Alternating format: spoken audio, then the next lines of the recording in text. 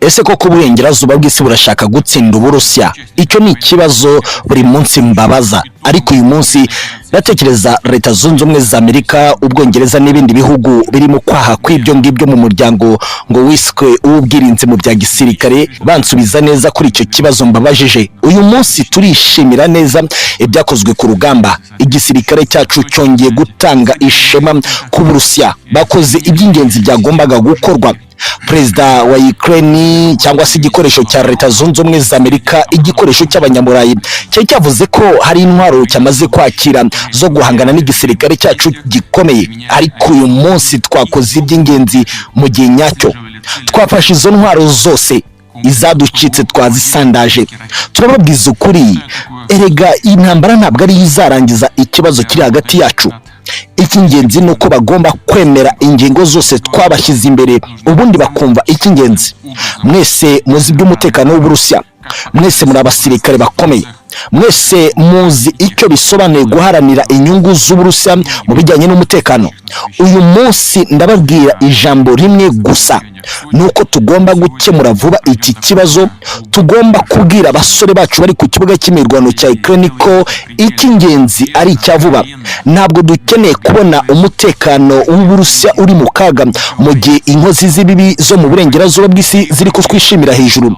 Icy'ingenzi uyu munsi nuko iyo Kiev irimo intwaro zo mu burengerazuba bw'isi igomba gufatwa bwangu, ndetse n'iziducitse tukazisandaza ziri mu maboko yabo. Ntabwo icyo tugamije ari uko twibasira umurwa mukuru Kiev kugira ngo abenegihugu b'abanya-Ukraine bahasiga ubuzima. Twebwe icyo tugomba gushyira imbere no gushyira target yacu ahari ibigo bya gisirikare, ahari ibigo birimo abagambanyi bakomeje gucura umugambi mubisha ku gisirikare cyacu cy'Uburusiya. Mwese raporo y'urugamba mwamaze kuyibona uko yarayigenze. Iby'ingenzi kandi dushimira abajenerali, abasirikare bato bari ku rugamba, nuko icyubahiro ku Burusiya kiri kugomeza kuzamuka. Turatera intambwe, twahereye muri Donbass, uburasirazuba bwa Ukraine. Amakuru yabyo murabizi. Severodonetsk yari yarabaye ndanse, ubu turifite mu biganza. Kherson nuko ku cyambu cya Odessa turafite.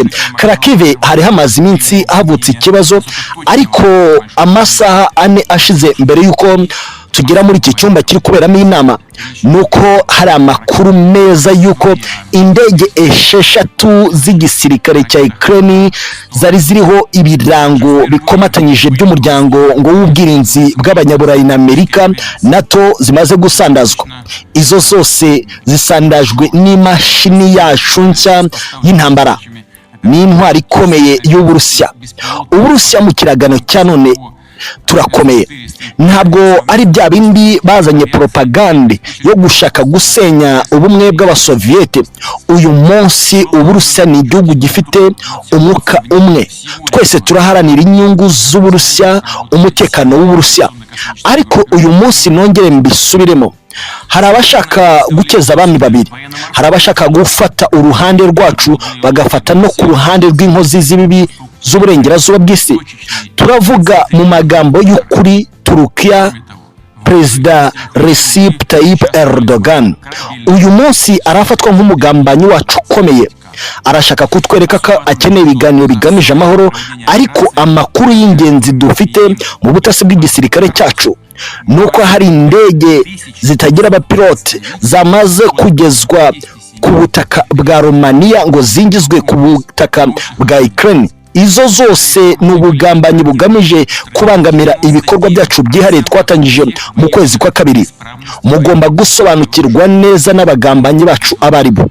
Uwo ari we wese uzakeza abami babiri, turavuga igihugu nka Moldova, turavuga Romania, turavuga Pologne, turavuga Turkiya. Ibyo ni ibihugu bishaka kubangamira inyungu z'Uburusiya uyu munsi mu bijyanye n'umutekano. Narabivuze nongere mbivuge ukundi, igihugu kizongera kohereza intwaro zo kurasa mu ntera ya kilometero 300 zidusatira. Icyo gihugu kigiye kubona ingaruka kandi mbi mu gihugu cyabo. Ndabizi neza murasobanukiwe. Leta Zunze Ubumwe za Amerika zibashuka ziri mu birometero ibihumbi uvuye aho dushobora kuba twasenya burundu ariho Uburayi. Ibihugu by'Uburayi musobanukirwe neza n'icyo Leta Zunze Ubumwe za Amerika yifuza. Leta Zunze Ubumwe za Amerika irashaka gusenya Uburayi, ariko nayo itiretse kuko ndabizi neza ko Nato namaze kuyijegajeza. Twamaze kubona ko Nato nta ngufu ifite uyu munsi irashaka kohereza intwaro muri Ukraine, ariko ntishaka kwinjira mu rugamba mu buryo bweruye, ariko bari gushaka gukora ikiswe plan B kuri bo yo kwagura imbago zayo bakinjizamo ibihugu nka Turukiya.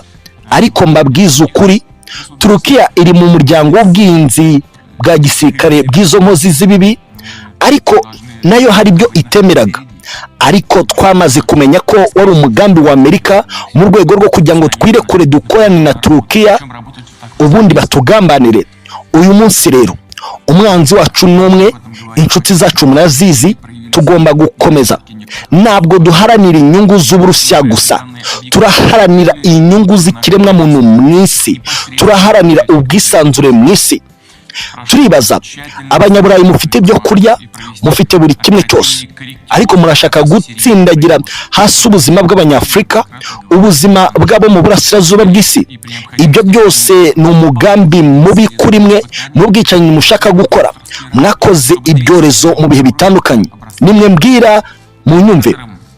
Mwese uko muri iki cyumba nimwumve ubugambanyi bwa Leta Zunze Ubumwe za Amerika ku kubangamira ituze ry'ikiremwa muntu mw'isi. Icyo tugomba gushyira imbere mwese mu bumenyi bwanyu mufite ni uguhesha ishema n'icyubahiro igisirikare cy'Uburusiya. Abarwanira mu kirere murabyumva, abakora ubutasi murabyumva, abarwanira ku butaka murabyumva, abarwanira mu mazi murabyumva. Izo zose ni inshingano zikomeye zo gukubita umwanzi. Nabivuze, ntabwo ndi umwana mu bijyanye na politike mu by'umutekano, ntabwo ndi umwana mu bijyanye na diplomasi. Nakoze ibikomeye, nakoze iby'ingenzi bima ubumenyi bwo kumenya ikigomba gukorerwa Uburusiya. Uburusiya ni igihugu gikwiye kubahwa mw'isi. Joe Biden, perezida wa Amerika, urashaka kuzamura umwuka mubi mu rwego rwo kwibagiza isi ko Leta Zunze Ubumwe za Amerika yateje ibyago mw'isi. Mwishe abakuru b'ibihugu batandukanye mw'isi ku nyungu zanyu bwite, ariko ntabwo mushaka kubona umuntu basumbye. Nta nubwo muzigera mubona icyo mwe mwifuza ku Burusiya. Murashaka gukomanyiriza Uburusiya mu ngingo zitandukanye z'ubuzima mw'isi, ariko ntibishoboka. Gaze n'abahaga ku giciro cyo hejuru, ndongera nkizamure mbereka ko Uburusiya ni igihugu gifite uko kibayeho. Gusa ikibabaje nuko mugomeza kurangamira uburenganzira bw'abatuye isi. Uyu munsi, ejo n'ejo bundi, muzirikane ko Uburusiya ari igihugu nacyo kizima kandi gikomeye, kizukuri nyako kw'imiterere n'imitegekere mw'isi. Ndibutsa abari bari inyuma ya Minisitiri w'Intebe w'Ubwongereza, mwamaze kubona ko yahombye. Izo zose ni imbaraga zacu twe nk'Abarusiya. Muzirikane iby'ingenzi. Harimo ahangaha muri iki cyumba abateganya kwinjira ku kibuga cy'imirwano. Iyi jambo rimwe kandi mukwiye kumenya ni ukugomeza kuzamura idarapo ry'Uburusiya imbere y'abanzi bacu b'Abanyaburayi ndetse n'Abanyamerika. Icy'ingenzi kandi ni ukuzirikana ko agaciro k'Umurusiya umwe ari nako gaciro k'Umunyamerika umwe. Ibyo mbabwira ni uko tugomba kubahana mu bihe bitandukanye. Amerika irazana ibirindiro hafi y'igihugu cyacu, natwe turajyana ibirindiro hafi y'igihugu cyabo. Mwumvise amasezerano twasinye mu minsi ishize n'igihugu cyo muri Amerika y'Amajyepfo. Ibyo byose ni ukwagura imbibi zacu mu rwego rw'ubwirinzi mu bya gisirikare. Ndizera neza ko mwumvise icyo dushaka kugeraho. Muravuga byinshi bitandukanye, ariko mwese mwubakire ku gushaka intsinzi yihuse ku butaka bwa Ukraine ku kibuga cy'imirwano.